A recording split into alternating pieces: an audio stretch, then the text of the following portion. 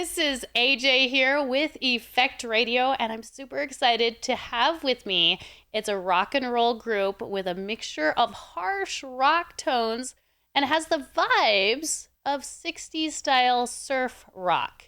It's Rusty Shipp. You hear their songs on the Effect Back to Detonator, Breaking Waves, the popular version of Show Me How to Live, and many more of their new songs off their newest album, Dark Side of the Ocean.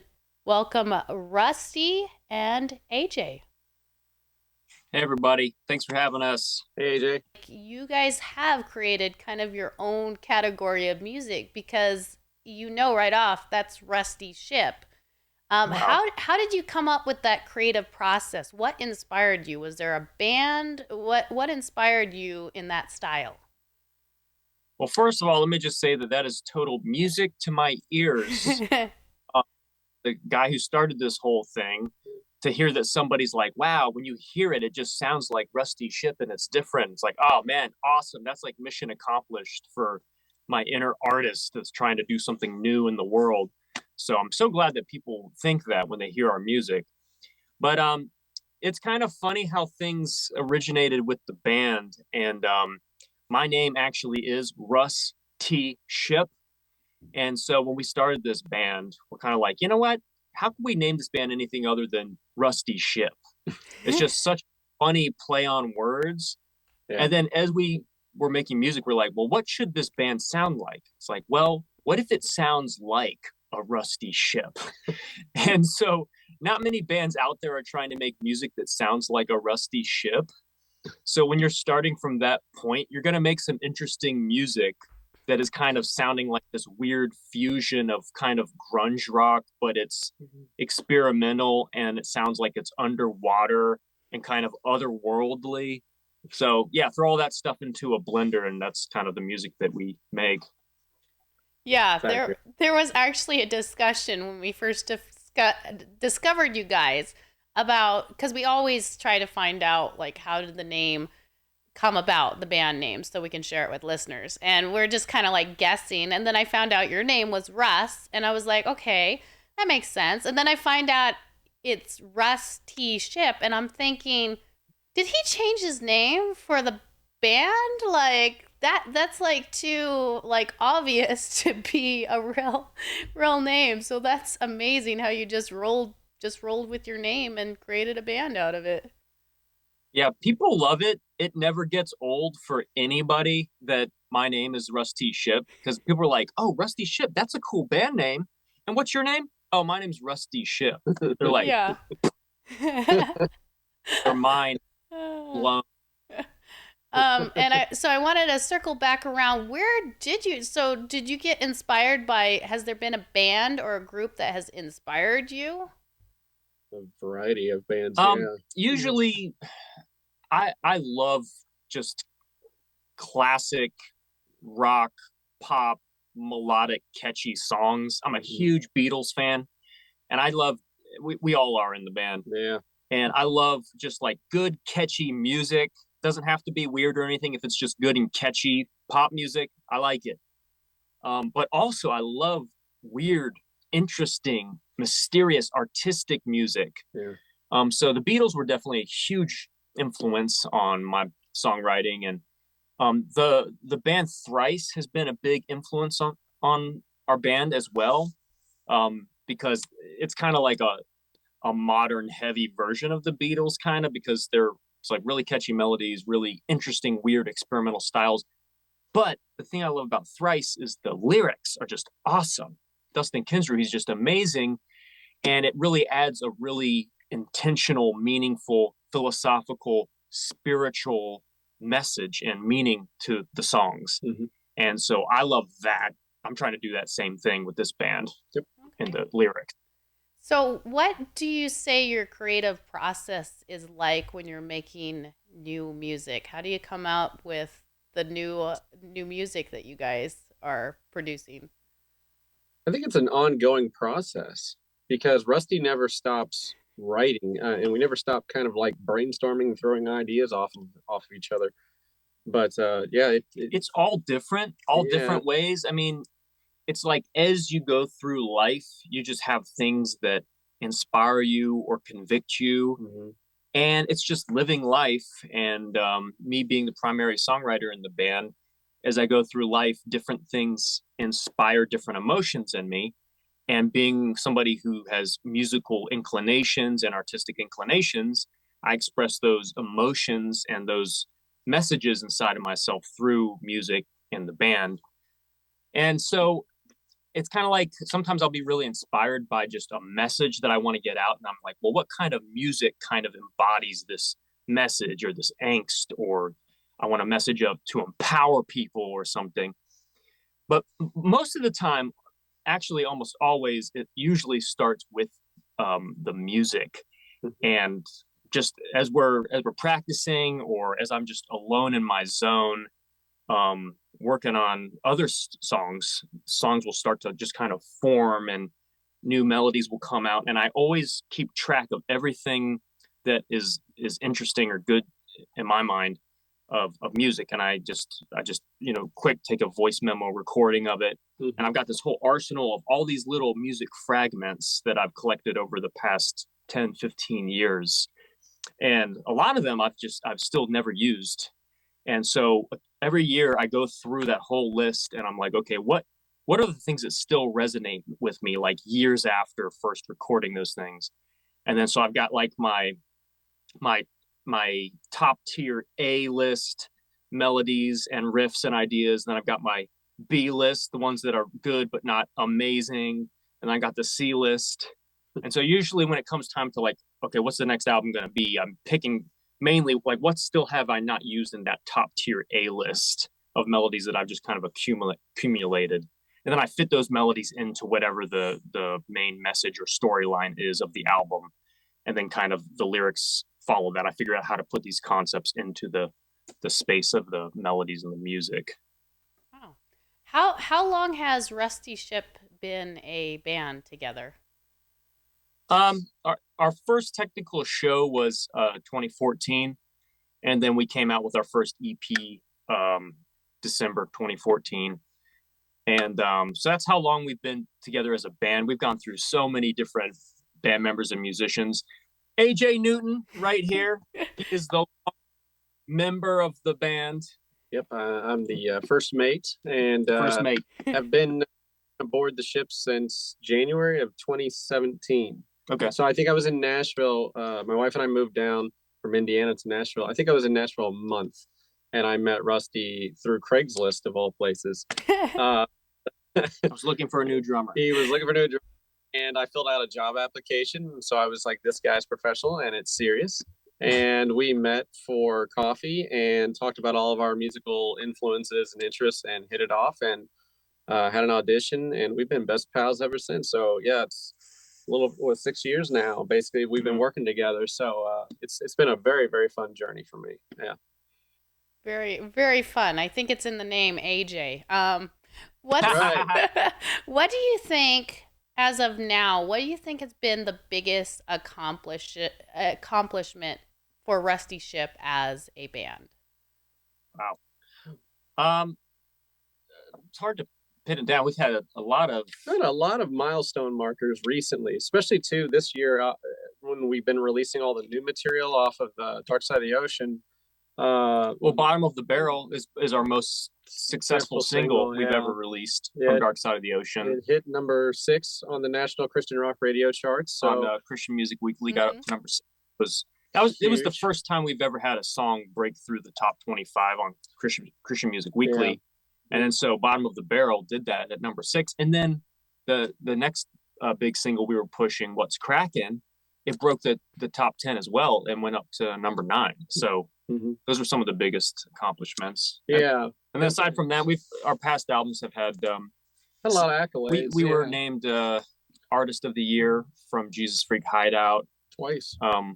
Twice, and they loved us. And we had a top 10 album twice, Jesus Freak Hideout, and we just ended up and including Effect Radio, I should say. Yes. Top 30 artists of 2020 or whatever year it was. Yeah, I think it's from our last record. So, but it's always nice to see sea legs that our music has, so to speak, because so many people, it's been fun meeting new people from different walks of life that have reached out of the blue and said, hey, your music has helped us, or it's helped me get through a tough time and whatnot. So I think anytime that as an artist you hear that your music has had such a positive influence to help heal them, that's exactly why we're doing what we're doing. I always say we're trying to help heal the world one song at a time. So anytime I get those little messages that somebody reaches out and tells us, hey, your music really helps.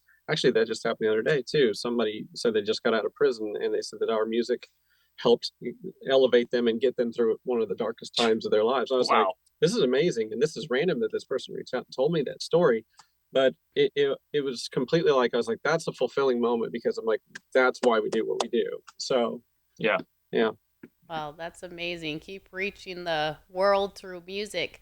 What do you think is next for Rusty Shipp as the band? What do you see coming in the future?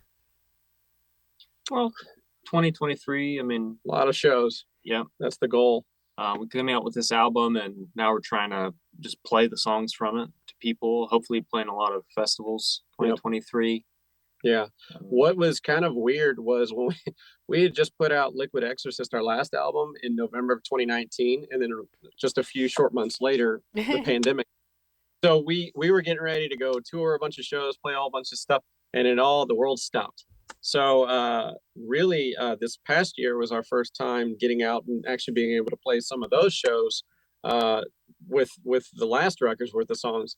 And now we got a whole brand new record. So in a way, it's like we have 2 records worth of material that a lot of people haven't seen us play live. So that's our big goal, is to play as many shows as we can in 23, and really just promote the record and the music, and get the word out of what we're trying to do in our mission here. So a lot of stuff. Plus, we're already starting to tinker around with some new songs as well. So and this Dark Side of the Ocean is going to be the first part in an ongoing series of albums that tell a larger storyline. So we're working on part 2 for the next album. Nice. Yeah. So what is the best way, since you're going to be touring, doing more shows in the coming year, what's the best way for our listeners to connect with you, or to contact the band for where those shows might be? I mean, probably just social media, or you can email us at rustyshippband@gmail.com, or on rustyshipp.com. You can message us. But we talk to a lot of people on Facebook and Instagram, particularly. Yeah. Okay. We'll put events up on the Facebook pages as well and stuff like that too, so people can follow along. Okay, perfect.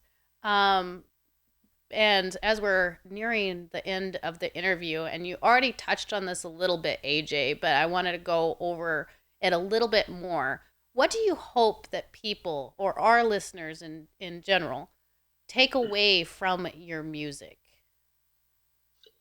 I think personally, just positive messages. Rusty really did an amazing job on this new record of ours lyrically. Jokingly, but not jokingly, it was a pandemic album. So there's a lot of lyrics, I feel like, that can help uplift people who might be going through a dark time in their lives.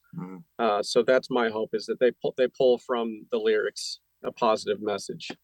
Yeah, and like AJ said, when I was writing Dark Side of the Ocean, I was very, very intentional about the lyrics, because we were facing some of the most intense conflict and division that we've ever experienced in the world. And I didn't want to add fuel to the division with this album, even though I was tempted to do that, like, these are the bad guys, these are the good guys, this us and them mentality. But I worked really hard to make lyrics about what are the things, in this age where truth has never been more elusive, like who's telling the truth, who's telling not the truth, what are the real facts, what are the truths that we can really hang on to when the world, we can't really trust what's coming from the world as far as truth. And so I was really trying to hone in on those things that we could all still come together on as the world and the people, and agree on it. Like, what is the commonality that we still have apart from all the divisions?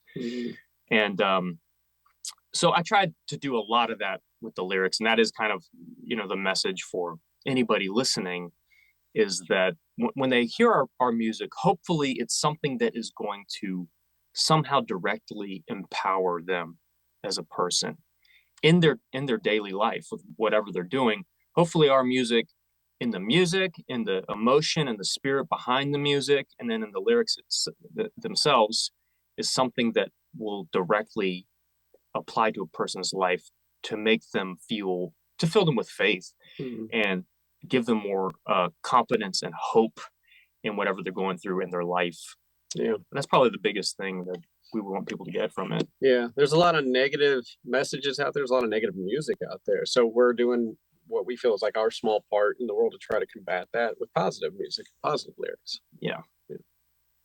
All right. And as we go into the year 2023, and outside of music and outside of just like your personal view, what would you like to leave a message with people going into a new year?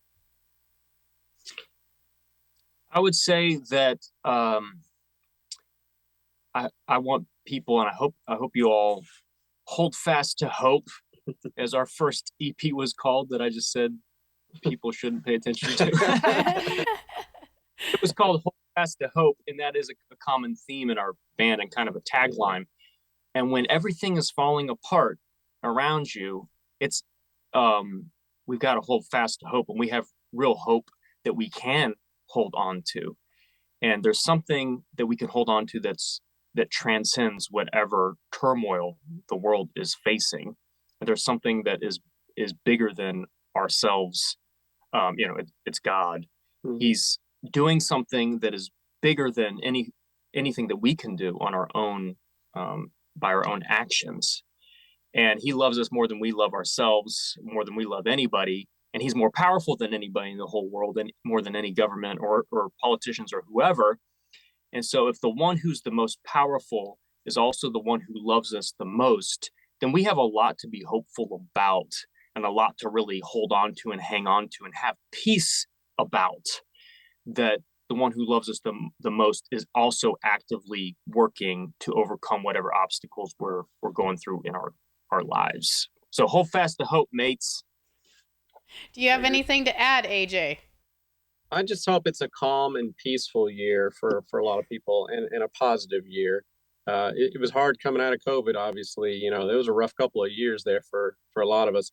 So just jokingly, I kind of was saying the other day to my wife, I'm like, I wish the whole world just had like kind of a more calm, peaceful, almost uneventful year. without all the negative craziness that had been going on. So I pray for that for everybody. Just, a nice, good, calm, peaceful year. Amen. Well, again, this is AJ interviewing Russ T, Shipp, and AJ. Good name again. Thank you for joining me today and taking your time to go over your newest album, Dark Side of the Ocean.